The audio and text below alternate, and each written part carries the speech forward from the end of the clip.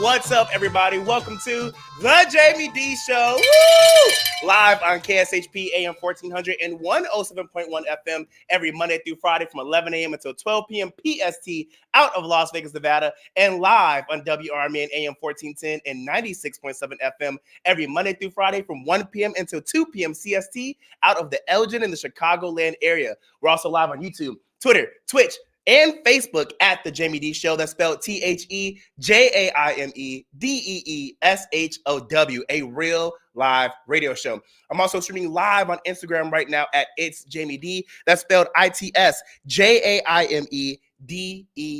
Make sure you go like, comment, and subscribe. I see we got Camilla in the house. We got Chef Natty. We got Laura Marie. We got JH116. Shout out to those who are tuning in live right now on Instagram.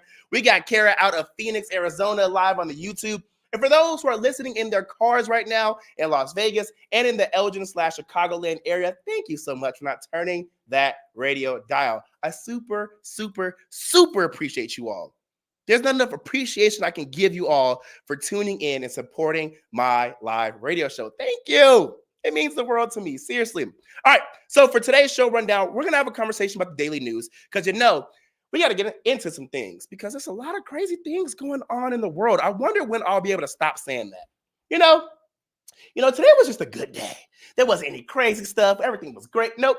We're going to talk about it, all right? And then later on in the show, we're going to have Dr. Amara Pope. Oh, I'm super excited. She's coming in live from Canada. She is a media and marketing expert, and she's going to join me live to talk everything about the history of Canadian R&B. So stick around because you can ask her questions. You're more than welcome to call in at 847-931-1410. Again, that's 847-931-1410 to get in the conversation and ask her questions. But if you're not able to call in live, I will acknowledge your comments. Comment live on the streaming platforms. I'll read them and I'll chat them out loud. All right, let's get into some news. According to Fox 5 Vegas, the U.S. Department of Transportation announced it's approved $2.5 billion in additional private activity bonds for the Brightline West High-Speed Rail project. That adds to the $1 billion in bonds the DOT invested in the project in 2020. The project is also receiving $3 billion from President Joe Biden's infrastructure law. Quote, President Biden's historic infrastructure package gives us the opportunity to build safe, green, and accessible rail systems that will deliver benefits to the American people for generations to come, end quote, said U.S. Transportation Secretary Pete Buttigieg. The 218-mile rail line will connect Las Vegas to Southern California. The 218-mile rail line will connect Las Vegas to Southern California, and it promises to create 35,000 jobs. Oh, yes. It was going to reduce traffic on I-15 and reduce carbon emissions by more than 400,000 tons a year. Isn't that insane? Construction is expected to begin this summer of 2024. The goal is to have it up and running in time for the 2028 Olympics in Los Angeles. 11,000 workers will be soon hired to build the high-speed Brightline rail from Las Vegas to California. Brightline's founder and chairman says he sees the rail line as a part of the future of transportation in the U.S. Quote, as the first true high-speed rail system in America, Brightline West will serve as the blueprint for connecting cities with fast, eco-friendly passenger rail throughout the country, end quote, said Wes Edens. Quote, connecting Los Angeles and Southern California provide widespread public benefits to both states, creating thousands of jobs and jump-starting a new level of economic competitiveness for the region. We appreciate the confidence placed in us by DOT and are ready to get to work, end quote. The new funding comes in the form of private activity bonds. These are bonds issued on behalf of a state or local government to fund qualified projects like airports or hospitals. They function as an alternative to corporate bonds and allow governments to borrow on behalf of private companies. Now, I have lived in 9 major cities so far, and I've been in Miami when they said they're going to build a high-speed rail from Miami to Orlando, and then Obama backed that up. I was in D.C. when they said they were going to build a high-speed rail from D.C. to New York. I don't know who backed it up, but it was backed up. And then I lived in L.A. and also Las Vegas most recently, where they had this idea. And when I was working at iHeart, we were talking about this trail, this train for the longest time. It was literally like an everyday news segment, I swear. And I thought it was already approved. I thought they already started working on the train, but I guess not. Starting this summer, I like it. I like connecting cities that are really not that far away from each other. 'Cause, I mean, if you think about it, LA to Las Vegas is 4 hours. Miami to Orlando is 3 hours. DC to New York is 4 hours. So if you want to cut down a drive to 2 hours, I would gladly hop on that train. I think that's cool to be able to cut down travel in half and allow people to not only go to work, but allow people to live in certain places where they don't feel like they have to live specifically in the city that they work in, because now they have other modes of transportation. I personally like it. There's a lot of people out here who are protesting against it, but I like it. I'm with connecting communities and making ways for us to travel faster happen. All right, get into the super bizarre story as posted by Hollywood Unlocked. A 64-year-old Massachusetts woman, Roxanne Doucette, has been charged with attempting to kill her 73-year-old husband, Paul Doucette, after falling victim to an online scam. The scammer, posing as Thruston K, a soap opera star from, quote, The Bold and the Beautiful, end quote, manipulated Roxanne into serving her husband poisoned soup. The couple's daughter, Nicole Heath, suspected foul play and shared incriminating text messages, screenshots with the police. Heath discovered a series of text messages between her mother and the scammer, which suggested Roxanne's involvement in the poisoning plot. In one message, Roxanne mentioned making a special potion soup for her husband, ensuring he wouldn't be hungry when he returned. Another message hinted at collecting life insurance. These messages and her husband's testimony about the soup tasting bitter raised serious concerns, as reported by Daily Mail. Take a listen to this news report. I didn't poison him. As she stood in the doorway of the house on Ash Street, where she's under investigation for feeding her husband poisoned soup in early December, Roxanne Doucette tearfully denied it. I've never ever tried to poison him in any way whatsoever. I love him very, very much, and I would never try to kill anyone. She claims the soup was simply old, but things took a bizarre turn hours later when she called 911 and her 73-year-old husband Paul was rushed to the hospital. That's where the couple was met by their daughter, who was suspicious and began to examine her mom's phone. According to court documents, there are messages on that phone from a scammer claiming to be a soap opera star who wanted to hook up with her, with one message saying, quote, "You have to get rid of your husband, honey. I need you so much." It was a scam. But court documents say she eventually wrote back, quote, "Making an amazing soup, special potion. Maybe I could collect life insurance." Her 73-year-old husband was barely conscious when first taken to the hospital, but survived. And while acknowledging it's the talk of the Townsend police chief is urging against any rush to judgment. I just tell everybody to just kind of take a step back, take a deep breath, think things through before you spread things, or before you think you know what's going on. Sometimes it's a little bit more complex than it seems. A limited toxicology test on Paul Doucette came back negative, but Roxanne is now under court order to stay away from him. I just want him to come home. I just love him so much. When police tried to seize her iPhone as evidence, they say Roxanne Doucette fought back and kicked them. For that, she's also charged with resisting arrest and assaulting an officer. Live in Townsend tonight, Ken McLeod, WBZ News. All right, Ken.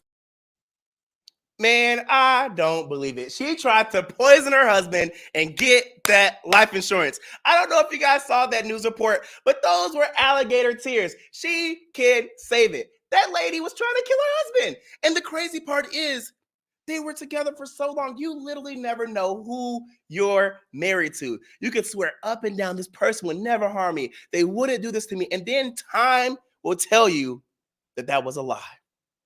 Oh, life is so scary. The world is so scary. You literally never know who you're married to, who you're friends with, who's going to turn their back on you out of nowhere. How? Gina Chandler says, I saw it. She was crying. No, she wasn't. She was lying. She tried to poison her husband to be with that celebrity who was a scammer. And it's so funny too, because people in the comments are saying how much you want to bet it was her daughter scamming her mom so they could both collect life insurance.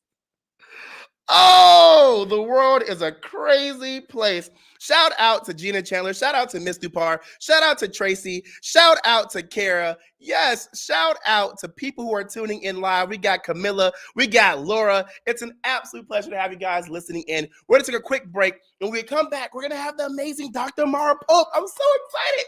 She's streaming in from Canada. Oh, okay. I wanted to do this thing, like the stereotype Canadian thing, but I don't want her to beat me up. All right, guys, stick around. This is KSHP out of Las Vegas and WRMN out of the Elgin in the Chicagoland area. I'll be right back.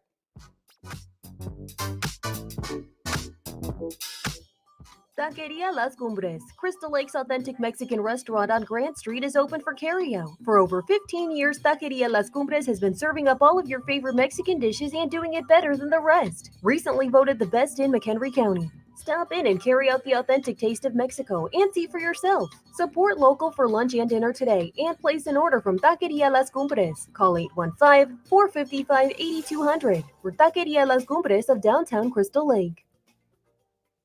This is Marky B inviting you to feel the power of the first shift. To God be the glory, my brother. Thank you so much. You are such an inspiration to many of folk that's here in Elgin. I'm in West Dundee. I'm a Dundeeite now, not an Elginite anymore, but I love you. I can even give a number of prayers that we as a people continue to grow and to be there for one another. Please, people, let's get on board. Check on your neighbors, check on your friends, and just give an inspiration that life is worth living. It's the first shift weekday mornings from 6 until 10, right here on WRMN. Family owned for over 40 years with 3 locations around the Elgin area, Beef Villa is open and ready to serve you. Stop in or drive through and get your lunch or dinner hot and fast. Enjoy burgers, dogs, chicken, and of course beef is waiting for you at either Elgin locations or South Elgin location of Beef Villa. Stop in for the Friday fish special, Villa Burger, pulled pork, or the incredible salads available from Beef Villa. Need help feeding a large group? Catering is always easy with Beef Villa. Go to beefvilla.com for catering options. That's beefvilla.com. For great quality tasting Italian food and pizza, make your destination the Italian Pizza Kitchen on Irving Park in Roselle. The freshest Italian ingredients are used at Italian Pizza Kitchen, where the plentiful pasta dishes are created from old home recipes. Try the piping hot pizza or other favorites like the fall off the bone ribs. Italian Pizza Kitchen has a passion for outstanding food and service. From their family to yours, bon appetito. Call 630-582-1900.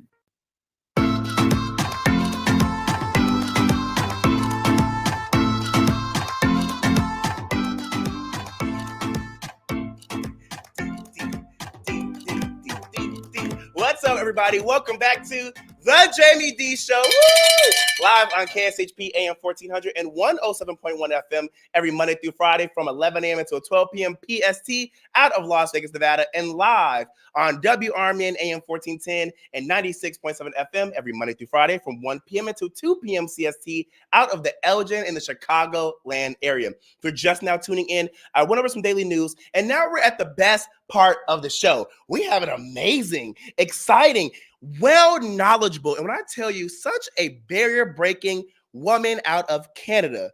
And not only is she out of Canada, but she's a Canadian Trini. Oh, shout out to my Trinis, y'all. Y'all know I love y'all. I'm super excited to bring her on because we're going to break down the history of Canadian R&B. We're going to talk about the marketing strategies of big name artists like Drake, Justin Bieber, and Jessie Reyez, why she is so passionate about the world of music and how it affects our society, why diversity in music matters, and more, because she actually defended her dissertation, got her PhD, and she is a media expert. Listen, she got her PhD in media studies. Y'all, what better way to have not an amazing, but an outstanding individual come on my show and tell it all. Let's welcome in Dr. Amara Pope. Woo! What's up, friend? How are you? Hello. What an introduction. Thank you so much. My pleasure. It's an absolute pleasure having you on. You look great. Oh, thank you. I had to dress up a little bit for you, you know? Yes, thank you. You are live on the radio in Las Vegas and Chicago. We're bringing you from Canada to America, friend. Yes. So wait, before we start, you got to tell me what these Canadian stereotypes you were worried about projecting on me were. No. I wasn't going to project any stereotypes. I wanted you that she's Canadian, eh? Oh, that's okay. I'm guilty of saying A. My Yes, Trinity parents made fun of me. all the time. Yes, I literally have friends who live in America who are from Canada, and they hate it when I do that to them. Hate it. I'm gonna fully admit I do it all the time, so that's Love okay. it. Love it. Okay, so we have you live on air, and before we get into the depth of this interview, I actually want to give you some time to shine a light on yourself so people can get to know who exactly Dr. Amara Pope is, because you deserve your flowers. I mean, I kind of gave you an introduction a little bit about you having a PhD, but let's talk about your road to becoming a media and marketing expert. Great. Well, I got my bachelor's degree in English and Fine Arts with a digital media specialization. So I was always interested in different forms of communication. That led to a master's degree where I studied Drake's marketing and branding strategies in different music videos. So I look at how he represents different identities in different videos. And that actually was picked up in the media. And after I presented it at a couple conferences across Canada, the Toronto Star, Vice, a bunch of top name media outlets covered my dissertation and my topic. And that led me to do a TEDx talk. And this was all before my PhD. So all of this kind of created that huge interest I had in looking at the marketing and branding strategies of Canadian artists. So when I went to do my PhD, I wanted to continue to look at what Drake, Justin Bieber, and Jessie Reyez was doing in the contemporary space. But when I went to look at their research or look at their presentation of themselves and of Canadianness, I did the research on them and I wanted to see what they did differently from artists before them.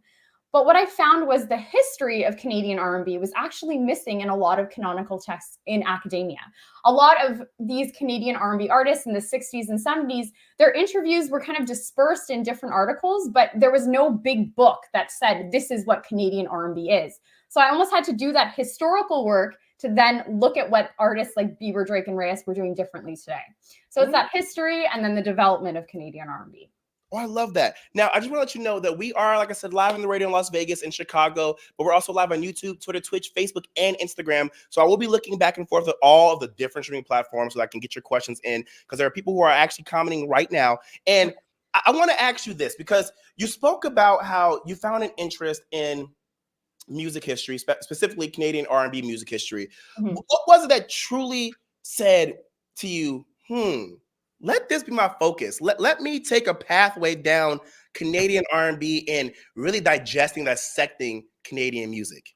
Well, like I said, I was originally interested in marketing and branding of the contemporary space. But when I went to look for that history, I saw so many Caribbean Canadian artists that were trying to claw their way into mainstream media. But in Canada, it was so overlooked if artists were participating in quote unquote Black music. So that includes soca, reggae, calypso, hip hop, R&B. So many artists in the periphery of society collaborated and came together, got recognition in the US, and then came back to Canada and still were fighting their way through to get mainstream media access. So when I saw the struggles that many of these artists were facing, I reflected on the immigrant struggle that my parents faced in Canada. They're Caribbean immigrants in Canada. They face racism. I face racism. So just hearing some of the stories that these artists told resonate with me and the experiences of my family, that became something I was super passionate about. So although I was interested in marketing, the history is where my heart really lay. That makes sense. I love that. Now, let's talk about this, because you did say that and I also said it as well, you're Canadian Trini, your parents are immigrants. Your parents are immigrants, and you have faced racism yourself.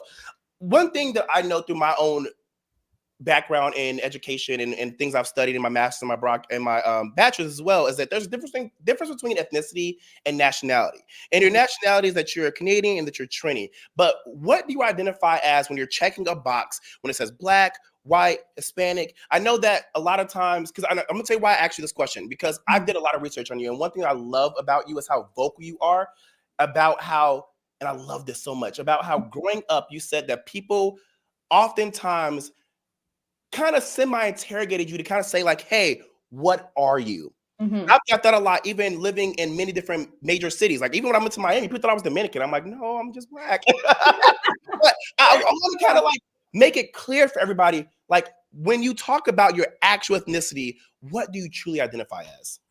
I consider myself a Trinidadian Canadian. So when I talk about that identity, when I talk about R&B specifically, I talk about how that national and that racial identity seems to be separate, because as you mentioned, those are different kind of aspects of your larger intersectional identity. And a lot of Canadian R&B artists faced racism and exophony, but because they were Canadian and they were non-Black, many of them. So they were challenged for participating in R&B that's considered traditionally American Black space. So as Canadians and as diverse racial identities, they kind of had a double whammy.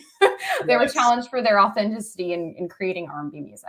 I love that. And when you say Black music, there is really a intersection between what is considered cultural Black and what is actual ethnicity Black. And when we look at this research behind music and how it has truly changed our society, we see that sometimes, like you said, they don't allow true Blackness in. A lot of times they allow people who are soft Black or who are able to present well with our community and with people who are going to digest music. What's your thoughts when you look at people who are fair-skinned Black versus dark-skinned Black who are trying to break into the industry? One thing I did in my dissertation is look at what Justin Bieber, Drake, and Jessie Reyez were each facing in terms of their challenge for their participation in the space of Canadian R&B music. And Drake has outlined, for example, Hotline Bling. He says that was supposed to be traditionally a pop genre category, but it was pushed into a Black music genre category because of his skin color. Justin Bieber is a white Canadian, so he talks about being inspired by Canadian or by Black culture, but because he's Canadian, because he's white, he's challenged for his participation in the space. And Jessie Reyez talks about even being a woman in the space and how that's pushed her out a lot of the time. So I think all these different aspects of identity are really important when you're looking at the categorization of music, but also just the relativity of race in the sense that, you could categorize race in so many different ways. Like, for example, people were questioning my identity for being Trini because I wasn't dark enough. Whereas in Canada, I'm too dark to be Canadian. So, it's just very relative where you go. Which is so insane because if you look at demographics all over, no matter if you're in North America, South America, Central America, Europe, they're all diverse countries and continents. You have all these different spaces that have white, Black, Hispanic, neither, other. And when they try to take it to a space where it's like, you're not white enough to be here, it's really disgusting. Because a lot of these spaces are built on the backs of other demographics. 100%. And that's what I argue about Canadian R&B. Like we're predominantly immigrants now, and it was the work of those immigrants that created the music that we celebrate today, yet they were pushed out of Canadian media. So it's crazy.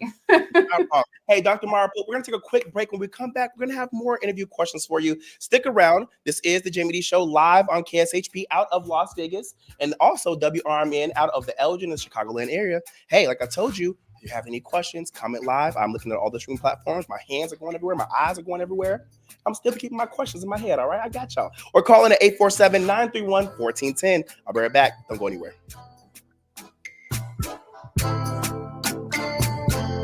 Hey there, this is Marky B from the First Shift Morning Show, and on my show, I try to make local movers and shakers feel comfortable when they join me for interviews, like Sherry Blazier of the Elgin History Museum. I think I need to note to you that I just looked at my mood ring, and it is perfectly purple, which means I'm very happy and content and sailing along. I figured if I immersed myself in the accoutrements, I would be in the mood for this. Accoutrement? Is that what you said? Accoutrement. What she said. Just join me mornings from 6 until 10 a.m. right here on WRMN. Discover the charms of life along the Mother Road, historic Route 66 at the Hampton Inn of Litchfield, Illinois. The Hampton is off of Route 55, just 56 miles northeast of St. Louis. Dine in at Nancy's Pizza next door, or the historic Ariston Restaurant on Old 66. Cruise into a drive-in movie. And for fishing, boating, and hiking, Lake Looyaker is the centerpiece of Litchfield's bustling outdoor culture. For reservations, call 217-324-4441. Experts say regular auto maintenance is one of the most important things for your car. Meineke Car Care Center at 376 Sundown Road in South Elgin covers all your automotive needs. From oil changes, brake services, and emission testing, Meineke's expert staff provides hard work and dedication with the utmost professionalism. Need an oil change? Visit Meineke in South Elgin for their 23-point inspection. Call 847-888-9644. Weekday mornings on the First Shift Show, we talk about community issues, like whether or not we should remove the dams right here along the Fox River. You've got Elgin has huge issue with infrastructure, with the drinking water. St. Charles has buildings built on the river with big concrete abutments. It's going to be an astronomical amount of money. Yeah. And I believe the prevailing sentiment at the board meeting the other night was, we are so far away from this ever becoming reality. It's The First Shift, weekday mornings from 6 to 10 a.m., right here on WRMN.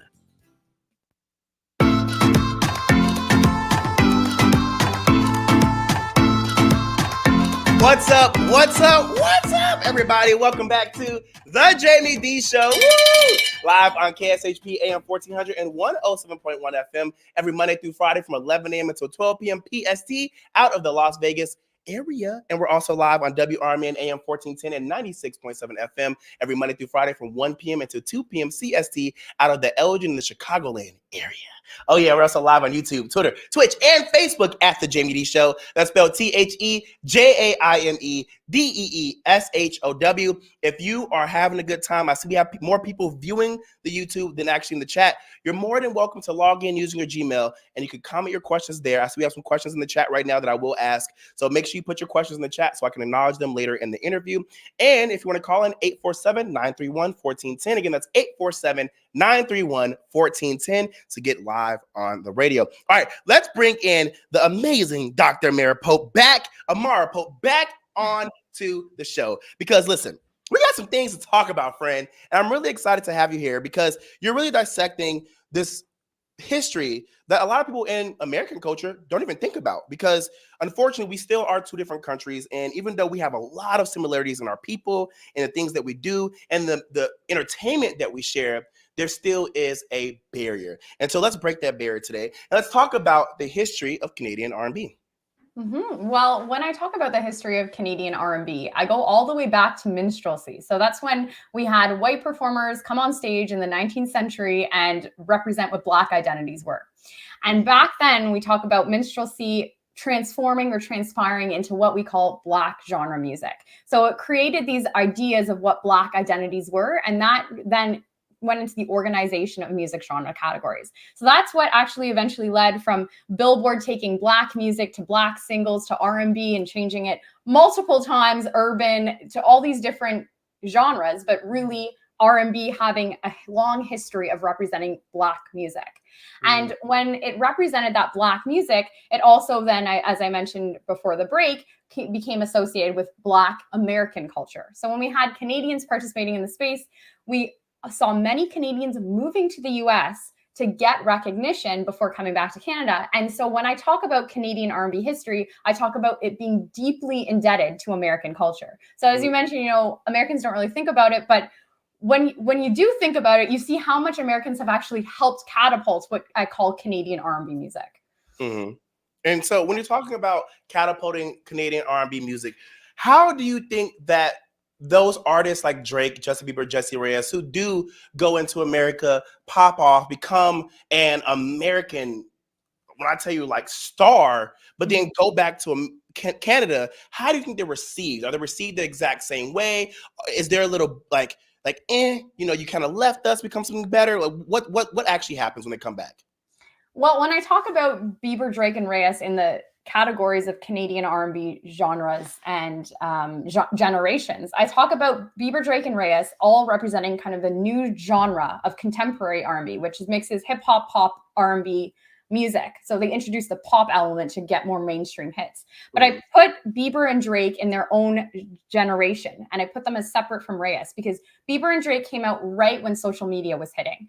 So they gathered a local audience. They did have fans in the US or in Canada and the US. And when they went to the US, they still had those Canadian fans. Where Jessie Reyez is a third generation, she had more homegrown help, more homegrown talent. So I think that in a way she had less of an ostracism when she came back to Canada because she was creating her career a lot within Canada itself. But we see in a lot of Toronto and, you know, many of our small Ontario towns here, a lot of hate towards Bieber and Drake. And it's just become a thing. It's cool to hate on those artists because it's crazy. It's crazy that we don't want to celebrate our own talent. And they've often stated that they found more support and more fans in the US rather than Canada. You know, I find it really crazy how the term it be your own people really resonates with everybody. It could be in a different nationality, it could be in a different ethnicity group. It doesn't, that term does not stick with just Black people. And it's crazy how it's so much easier and so much more fun, quote unquote, to hate on your people than it is to take a step back, realize you're putting on for our people, you're making a way for our people, and now you're opening doors for people like me, who's right now being a hater because I wish I was in your spot. Yeah. And I think, yeah, 100%. I think that's what a lot of it is. It's that people are jealous. They want to be, there's so many Canadian artists that are trying to break in and they see what these few artists have accomplished.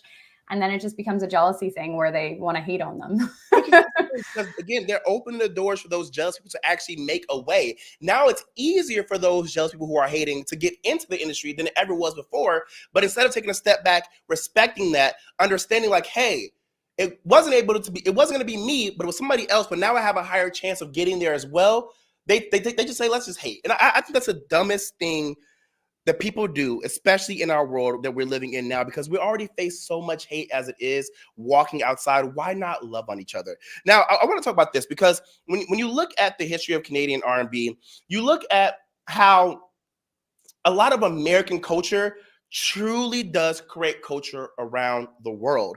When we look at what you said about how Canadian R&B started off with white artists and white artists portraying Black culture and so on and so forth, how would you say Canada created their music genres? Was it something that they created for themselves and it kind of just mixed with American culture, or did American culture really create the space in Canada and Canada just jumped on it?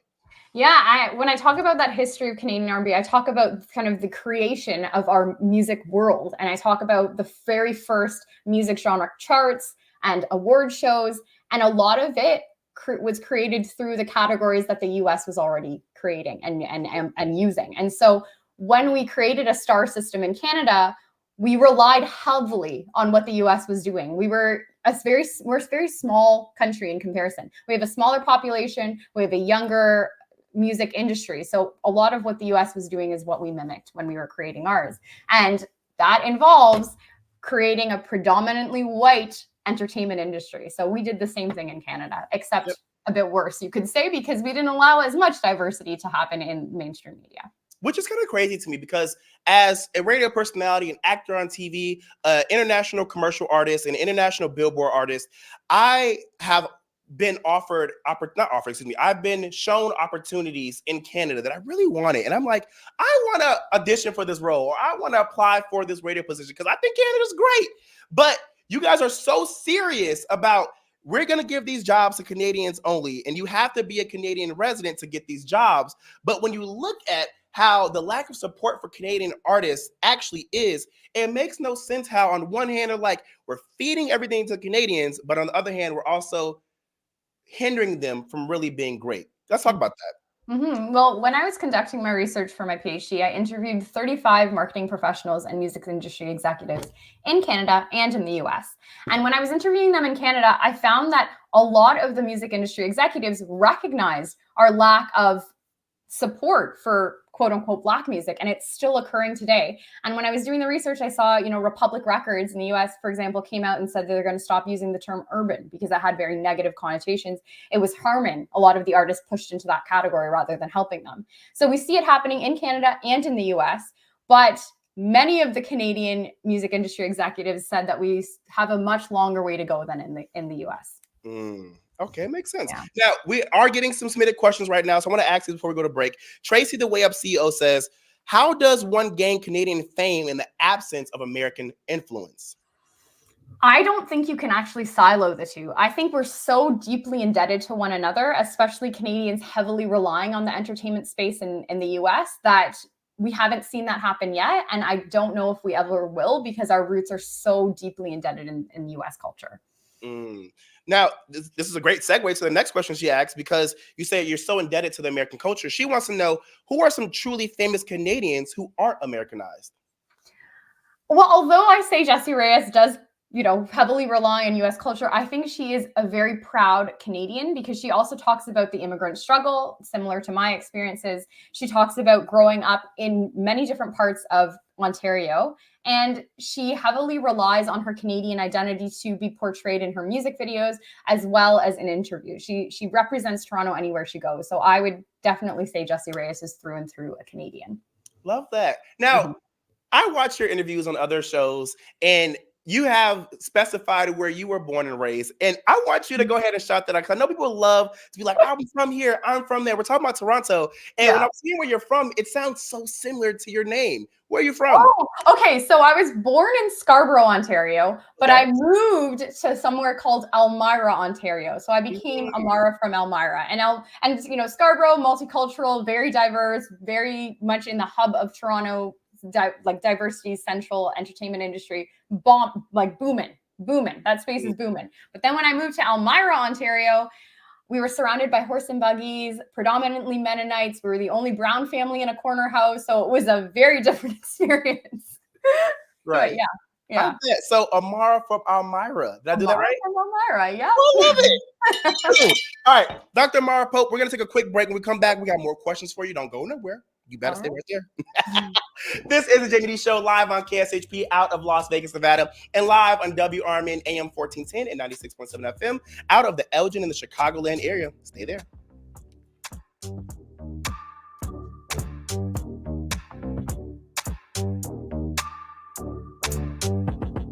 Hi, I'm Marky B from the First Shift Morning Show, and on my show, I often engage in long, hard, deep conversations with my listeners about everyday life. This morning we had hash browns and eggs and ham. Well, what else is going on, Susan? You think I'd look good with hair the same color as yours? Totally. Well, anything on the agenda for today? No. Now that's powerful radio. So listen to the First Shift weekday mornings beginning at 6 a.m. right here on WRMN. A recent Gallup poll indicated that 38% of Americans are putting off healthcare because of financial concerns, the highest ever recorded. I'm Dr. Bob Martin, here to serve you every Sunday afternoon from 1 to 4. Millions of Americans are seeking health advice that will not cost an arm and a leg, so I offer health tips and advice absolutely free. Listen to my show, Sunday afternoons from 1 to 4 right here on WRMN, AM 1410 and 96.7 FM, the voice of the Valley and the home of Radio Shopping Show. You can't beat Stanley's Grill and Craft Bar for great pub food, beer, and specials. Their Royal Slot Room is your destination for gaming, only a few steps away from the bar. Stanley's has a private banquet room with capacity for 75, with its own washrooms, jukebox, pinball, and games. Dine al fresco at Stanley's Pavilion outdoor dining area. There's a fireplace and huge TV. Stanley's can also deliver right to your home or other local venue. For catering, visit partywithstan.com. Golden Corral Buffet and Grill, 154 Gary Avenue in Bloomingdale is open. Golden Corral's legendary Endless Buffet has a variety of delicious favorites and new menu offerings for breakfast, lunch, and dinner. Guests can choose from over 150 items, including grilled-to-order sirloin, pork, seafood, as well as old favorites like fried chicken, meatloaf, and mac and cheese. Golden Corral is the only one for everyone. Visit goldencorral.com.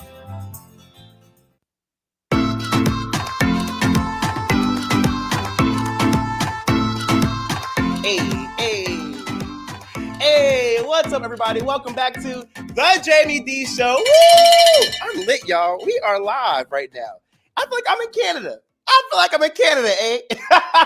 But yes, we're live on KSHP AM 1400 and 107.1 FM every Monday through Friday from 11 a.m. until 12 p.m. PST out of Las Vegas, Nevada, and live on WRMN AM 1410 and 96.7 FM every Monday through Friday from 1 p.m. until 2 p.m. CST out of the Elgin and the Chicagoland area. We're live on YouTube, Twitter, Twitch, and Facebook at The Jaime Dee Show. That's spelled TheJaimeDeeshow. Don't forget to like, comment, subscribe, and share this link out to your friends and family. Help the Jaime Dee Show grow. And as well, if you want to promote your business, product, services, music, and more, hit us up at info@JaimeDee.com. That's info@JaimeDee.com. I can guarantee you'll get the exposure you need. Wink. All right, let's bring back in Dr. Amara Pope. Hey, welcome in. All right, so in the last segment, we were kind of talking about a vast majority of things as pertains to Canadian R&B, how it was birthed, how it has evolved, and how it really has pushed Canadians to move to America and be present in our culture to become who they are today. We spoke about Drake, we spoke about Justin Bieber, and we spoke about Jessie Reyez. And so I want to talk about that. You have your PhD where you talk about the online marketing strategies of big name artists like Drake, Justin Bieber, and Jessie Reyez. Is that correct? Yes, correct. Okay, cool. So I know through my research, because I wouldn't be a journalist if I didn't do research. Dr. Amara Pope, you have been on the Billboard, not just Billboard, but the Billboard. You've been on CTV, iHeartRadio, which I've worked for, National Post, CBC, Vice, Daily Hive, Your Morning, and more. And you're also a TEDx speaker. Now, hold on, real quick. I'm also a TEDx speaker. I was flown out to New York to do a TED Talk. Do I get to be a TEDx-like person? Do I get to put that on my title? Yeah, of course. I didn't know that. Add that to your handle. I'm about to put that on my handle. I didn't know that. Yes, if y'all didn't know, I am a TEDx speaker. No. But yes. So one thing I'm super excited about is the fact that you have been on so many different platforms, and not only have you spoke about many of the same different topics, you have been able to be vast in your approach and in your communication and always spill a little bit more each and every time. And so I want to give people a preview of you on CTV's This Hour with Angie Seth, where you spoke about Canadians redefining R&B and what that looks like for artists like Drake and so on. So for everybody's looking in, let's take a listen. Bring music into this because that's sort of where you dive into with your PhD. Canadian R&B, you look at sort of the genre of Canadian R&B, how it came about, how the influence of it, the popularity of it. But we know that when we look at the lyrics and we look at, the likes of Drake, et cetera, and his early music, there's a story. There's always a story there. And now as your research, you look at that stuff and you look at and you look at the lyrics. Talk to me about the relationship between Canadian R&B and diversity. Yes. So in my PhD dissertation, I looked at the rise of Canadian R&B and how many immigrants actually contributed to that space. Right. They paved the way. And because they lacked support in Canadian mainstream media, they had to work in the periphery of society. Right. Oftentimes moving to the States, but also collaborating across many different genre styles. That could be soca, reggae, calypso, R&B, even hip hop. And because they collaborated together, they created this mixture of cultural sounds and styles. Now, let's get into this because you say they've mixed cultural sound and styles. It's the new genre of contemporary R&B, which has hip hop, pop, calypso, reggae, and so much more. When we look at social media, and I'm gonna be very frank with you, there really is no real rule book. People love to get on social media and say, this is how you become famous. This is how you do this. But as we know, the algorithm changes all the time. As we know, us as content creators and consumers, we don't control social media. We're just participants on social media. And when we think we cracked the code, they're like, gotcha. And so I want to talk about the online marketing of Drake, Justin Bieber, and Jessie Reyez, because we know that, yes, they could become big names, but it's so easy nowadays to get canceled, to fall off, to have something in your past show up, and you're not a celebrity anymore. So let's talk about how they've been able to use their online marketing to break through in their industry and also continue to stay relevant in the industry. Yeah, well, Justin Bieber, Drake, and Jessie Reyez, I talk about how all three of them break into the music industry and essentially look at their rise to fame. And when I do that, I look at not only how they used online marketing platforms, but traditional networking as well. So I always preface that their online marketing strategies are coupled with the traditional marketing strategy of networking. So all three of them had specific individuals that helped them to catapult their careers at the very beginning. And that's what helped them to break barriers. So when you start to think of Justin Bieber as like an overnight success, or Drake as kind of an anomaly that he broke in through nowhere, that he just came out of nowhere and he was this viral online sensation, I kind of debunk that myth and say that they had to use the traditional ways as well as social media. And I look at how Drake back in the day used Blogspot and MySpace to help amplify his visibility. I know. It seems ancient now. Right. And then Justin Bieber, he used YouTube, and Jessie Reyez, she actually used Facebook. And all of these different platforms that they used helped them attract the attention of one key individual that would help them break in. Now, you said that there was a specific person that they used to help them break in the industry. Who was this specific person? Was it another celebrity? It was, so for Drake, he met Jazz Prince, and Jazz Prince, his father was in the music industry, and Jazz Prince was trying to break in the industry as well to represent talent. So he was young and eager to look for talent. Drake was young and eager to look for somebody to represent him. So that seemed to be a very good synergy. Jazz Prince then introduced him to people like Lil Wayne, Kanye West, and those connections kind of snowballed from there. Justin Bieber, he met Scooter Braun, and Scooter Braun was already well vetted in the industry. He had many connections already, but he was also looking to do his own thing and to find his own talent. He found Asher Roth, and then he found Justin Bieber on social media. So then that was also a great match. And then Jessie Reyez met Mauricio Bruce, and Mauricio was also in the same position, looking for new talent to then grow in Canada, and he came across Jessie Reyez on Facebook. So again, it's just finding that key individual who's also equally as eager to help you break in, and you being that talent that is as eager to break into the industry. What you just said is something that we truly sometimes forget. It's not what you know, it's who you know. And we look at this online marketing strategies we're talking about with these 3 different artists. It started off with who they knew. And we have another comment right now and question that says, even though Drake met these people and they put him on, did you not factor in the fact that his dad was already famous and that Drake was known for acting? I mean, he was on Degrassi. Everyone loves Degrassi. So I 100% include that in my long dissertation. It's over 400 pages. So I'm trying to give you the brief synopsis. But yes, I talk about Drake's, he talks about even being photographed on stage with his father on his lap. So he was introduced to the music industry well before, he got signed. And I talk about how he uses MySpace and Blogspot to take his online audience from Degrassi and from these different social media platforms and put them onto his music. So he already had a local fan base. He was performing in local spaces in Toronto, and he took that local audience to help catapult his career as well.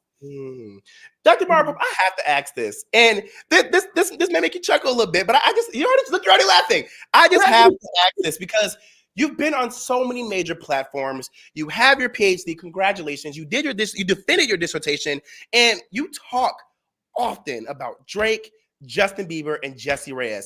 Has any of them reached out to you? I mean, you talk about them so much. I mean, you're literally going on a promotional campaign for them. Come on now. Yeah. Well, let me preface this. I have been talking about Drake for a long time with like TEDx, with my master's degree, but with Jessie Reyez, Justin Bieber, I only graduated technically in November. So this is all new. And I'm hoping one of them reaches out to me at some point. I would love to do it. I mean, I study them as an academic, but also as a fan. Of course, I love their music. Of course, I love what their branding and marketing strategies are. So for me, it was fun to do this research. And I wouldn't say I idolize them, but I definitely respect what they do. Let me tell you this, Dr. Amara Pope. The Jaime Dee Show has a lot of exposure. I've been in the industry for a long time. I've brushed shoulders with a lot of these different celebrities. So you never know where this interview can go. I speak it into existence for you because, like you said, it's not what you know, it's who you know. But I just asked this. When you meet them, don't forget about me.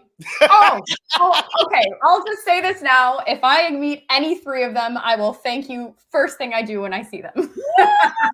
Y'all heard that live on the radio and live on all different streaming platforms. I will make sure to call you out if you don't. Oh, you will. I mean, you have it recorded now. I'm on the air. I love it. And when you come down to America, we got to hang out, friend. We got to make things. Now, when you talk about how passionate you were, because you started in marketing and digital and all the other stuff before you really got into your dissertation, your PhD in truly Canadian R&B, you said that, through your research, that's what gave you that bright light of like, there's another thing that I want to research and get into. Is there anything else that you can say, this is why I'm so passionate about the world of music? I grew up in a Trinity household. Music was such a huge part of my existence. It became a part of every holiday, just every day-to-day activity, cooking, everything, So music to me is just a part of my everyday life. I also go to the gym every day, going to the gym, listening to my beats, just music is so integral to me as a person. So I would say that is where the passion lies, is just a true fan and a true contributor to the space that I just want to see more diversity represented. So it's not just a research project to me. It's not something that I like to talk about. It's something that I truly believe in. Now, you talk about how diversity truly matters and how it does push cultures forward and representation matters.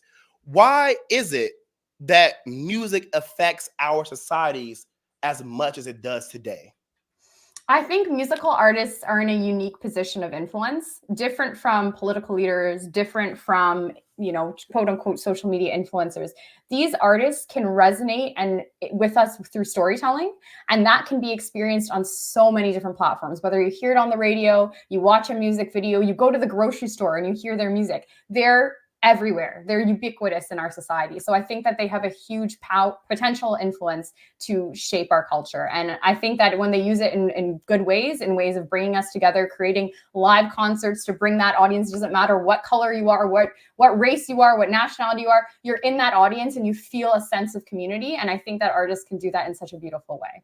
You're not wrong. We do have a personal question from Kendra. She wants to know, have you been to OVO XO Festival or Carnival in Canada yet? I have been to Carnival in Canada a couple times, and actually it's my 30th birthday this year and my mom's 60th. Me too! Oh, okay. So I'm planning to go with my mom and my best friends to rock Carnival this year. It will be great. I've never actually played Mass before, so that's something I really want to do. I can't wait to see my mother and me just rocking that. It'll be super fun, but I have not been able to go to OVO. Honestly, between us, it's very expensive. So I have not been able to afford it right now to be able to go. One of these years we'll get there, but yeah. Well, congratulations on everything that you're doing. Happy early birthday, and you will be able to go to OVO XO Festival one day. I'll be in Canada. I've always visited. I've been there several times. You never know. I might be able to be in your town one day soon. Now, I want to know this before we leave off today. What's next for you? Oh, what's next for me? I am taking this to the road and doing a ton of public speaking. I love to guest lecture. I love to do presentations for companies, learning more about diversity. So I want to take this passion I have for representing diversity and take it anywhere I can go at, in schools, in corporations, wherever's willing to listen. So I'm happy to do that this year. You will continue to break down barriers. I believe in you. I'm rooting for you. And thank you so much. I mean, look, you reached out to me on Instagram. We're live right now. I know. So happy that you did that. Thank you so much. It was an absolute pleasure to have you on the Jaime Dee Show. I'm glad that we're connecting now. We are here. We're there, friend. We're turning 30 this year. I'm calling mine the Flirty 30. What you calling yours? Oh, I love that. No. We'll keep going with the 30 flirty. I love it. Yes, love it. Thank you so much. Let everybody know how they can follow you and support you as you continue to grow in your career. You can follow me on Instagram, Facebook, YouTube, Twitter. All of my handles are at DrAmaraPope. So at Dr. Amara Pope, or visit my website, www.DrAmaraPope.ca or .com. Yes, thank you so much. Like I said, I'm rooting for you. Have a good rest of your day, okay? Thank you. Take care. See you, friend. Everybody, that was Dr. Amara Pope. I know y'all are clapping it up back at home, but I'm going to ring that bell for her. So grateful to have her live on my radio show. She's such an awesome light. I really am rooting for her. She's going to be blessed. She's going to have everything she needs and more. And I promise you, she's going to meet Drake, Justin Bieber, or Jessie Reyez, and she better make sure she let me know. All right, everybody, this has been the Jaime Dee Show live on KSHP AM 1400 and 107.1 FM every Monday through Friday from 11 a.m. until 12 p.m. PST out of Las Vegas, Nevada, and live on WRMN AM 1410 and 96.7 FM every Monday through Friday from 1 p.m. until 2 p.m. CST out of the Elgin and the Chicagoland area. Don't forget, if you want to promote your music, your business, your products, your services, and more, hit us up at info@JamieDee.com. That's info@JAIMEDEE.com. I guarantee you will get the exposure you need. Wink. Peace out, y'all. Have a good rest of your day. Bye.